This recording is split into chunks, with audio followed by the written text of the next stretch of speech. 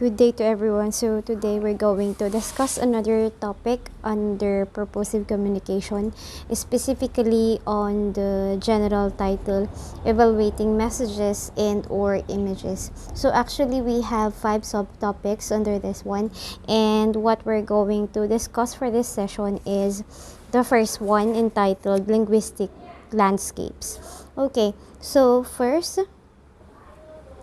what do we mean by linguistic landscapes?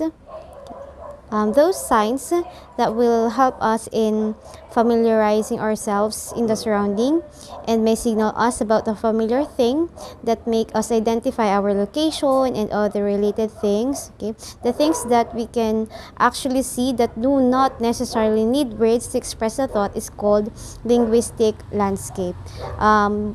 Examples of this are called street names. So once you see, for example, Pimoran Street, you could see there the letters ST and then the dot. It actually stands for street, and we actually already know that that is a location and that is a specific place in a barangay.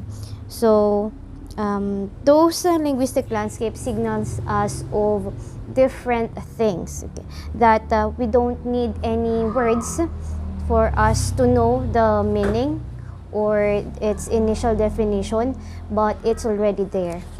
So whenever there are linguistic and semiotic materials.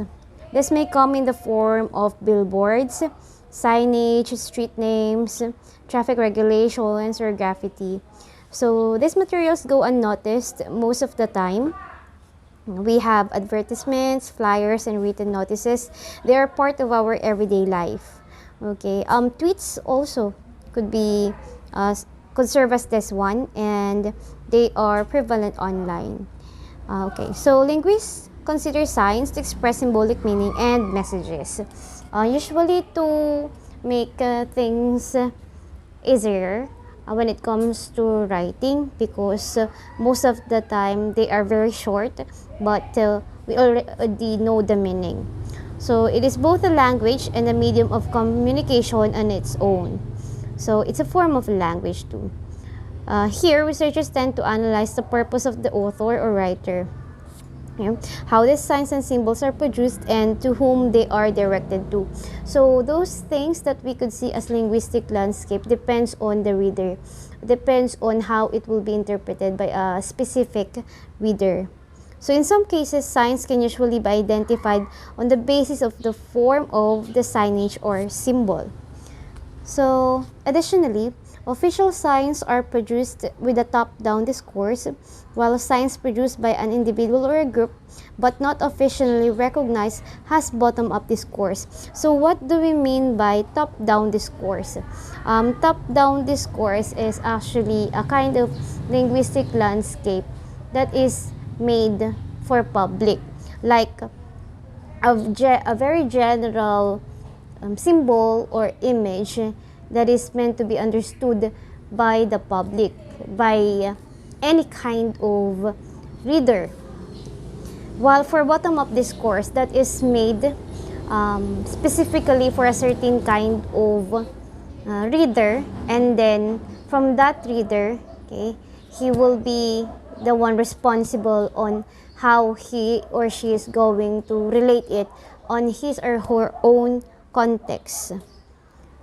Okay, so knowing where to draw the line between top-down and bottom-up is not always easy. Experts suggest that the signs on individual shops are bottom-up. So we have different kinds of shops, and shop owners have their own signages on which their customers could easily understand. While for top-down, it's the other way around.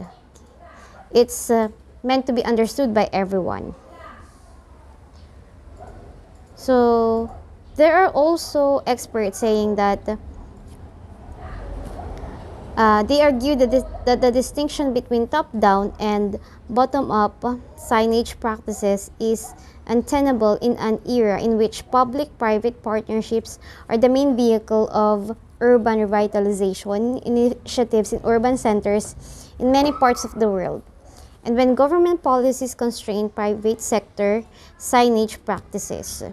So here they are saying that sometimes those signages which are meant to be understood through bottom-up discourse could also be understood through top-down. So it really depends upon the context.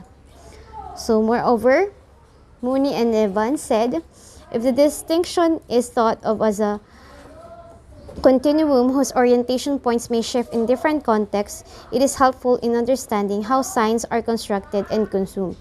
So they are saying that we need to know who made the signages, because those signages, especially for the linguistic landscape, that is meant to be understood through bottom up, okay, have an influence on how it should be understood. The ones who produce the messages or images, or what we call linguistic landscape, have a certain factor on how it is to be understood. Because of course, the ones who want to portray something to someone has an initial background on why he is doing the signage. So while looking at a certain linguistic landscape, a reader must know who did that. It is not just interpreting it at once, but knowing who, okay, or on to whom it is intended for. So we have different linguistic landscape. Okay. So the kind of signage and symbol vary depending on culture, for the reason that each cultural environment has different reading practices.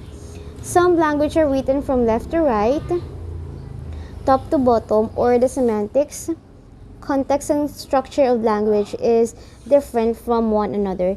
So just like what I told you before, that when we interpret a certain linguistic landscape, we need to ensure who made that or to whom it is intended for, because readers with different cultures tend to interpret it differently depending on their history, their experiences, and their identity, which were formed through their culture.